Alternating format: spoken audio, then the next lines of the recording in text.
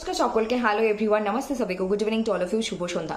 আজকে আমরা এখানে আলোচনা করতে যাচ্ছি যে আমাদের জীবনের সবচেয়ে বড় শত্রুকে, আমাদের জীবনের সবচেয়ে বড় মিত্রকে। আমরা আমাদের জীবনের প্রতিযোগিতা কার সাথে করব, আমরা আমাদের জীবনের তুলনা কার সাথে করব।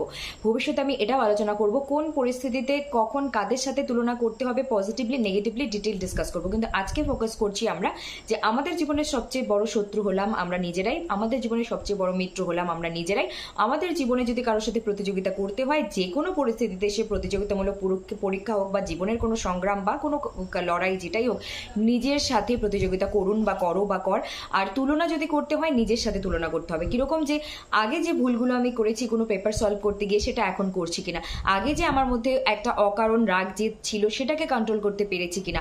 আগে যে আমার মধ্যে একটা ভয় বা অলসতা ছিল, সেটার উপর আমি কাজ করে ওভারকাম করে এগিয়ে আসতে পেরেছি কিনা।